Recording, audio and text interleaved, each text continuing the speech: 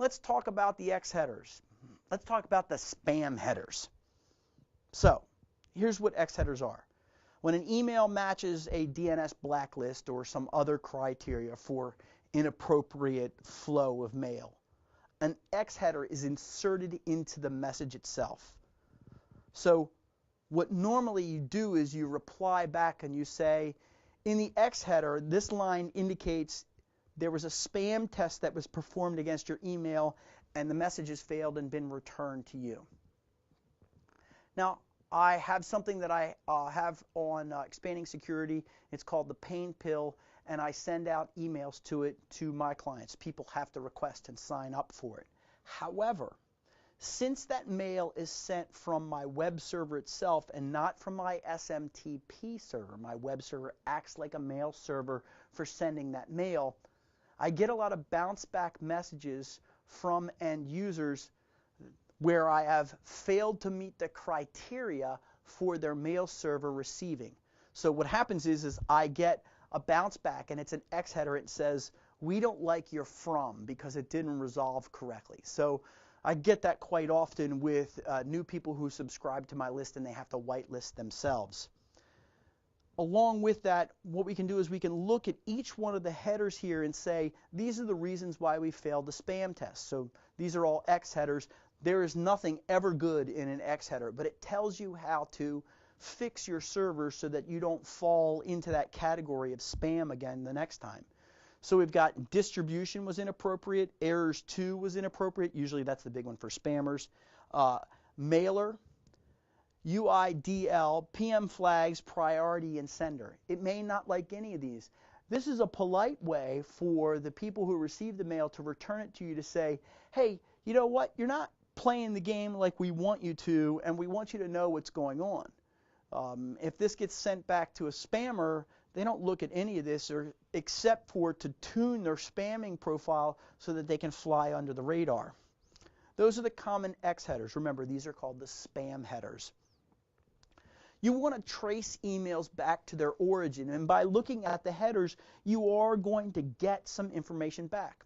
I strongly urge you to send an email to your free mail account and then have it sent back to yourself and look at all these trace headers in there so that you can see how it bounced from server to server to server and the names and the IP addresses of those servers and the data that was appended to your email.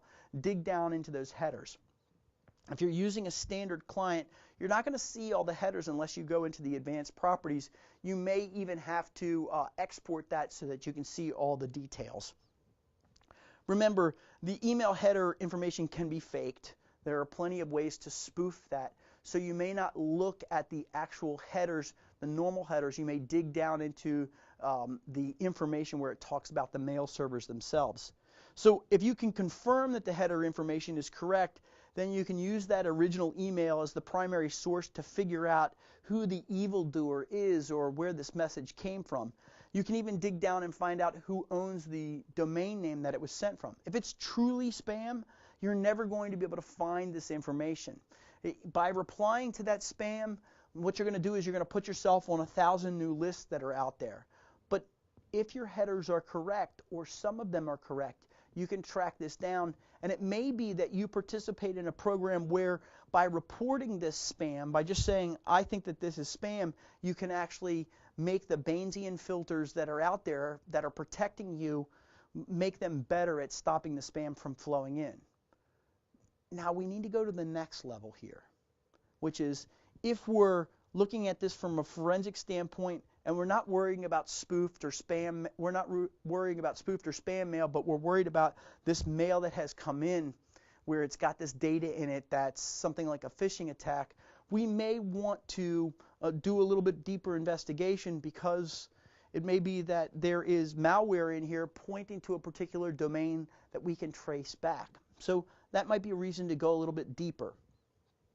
Now let's talk about one of the big problems that we've run into as forensics investigators, which is web-based email. If you're not POP3 or IMAP pulling down the mail locally and storing it here for investigation, it's staying up on the server and you're viewing it through a web interface. There's not a lot of information that's coming to you at this point. There's not a lot of information sitting right here at this point. So that means that you don't have a lot to go on. You're going to have to reach into the browser itself to get some of this information. So you can try to contact the ISP that actually holds all this mail for you, and then you're going to have to get a warrant from them. The likelihood of this on free mail accounts is pretty low, but you can try sometimes. Last thing I wanted to talk about is the tool FTK and its ability to investigate any kind of problems with email or the data that's sitting in here, that's sitting on this particular client. So with FTK, we can look at all the major mail carriers that are out there if the data is delivered here, and we can then investigate that mail for this particular activity. Let's say that, again, we'll go back to the example of somebody committing fraud on this computer, and they've actually, they have Outlook, or they're using AOL Mail or Earthlink. Some of that data has sat locally on this box. When we investigate that data with FTK, it can dig down into that information, search through it, and find our keywords of evilness, mail, fraud, illicit activity, whatever its name is, based on the filtering mechanism and the tools that actually go search through the mail. And it gives us a nice, robust interface that says, here's the activity over a period of time in their communications via email.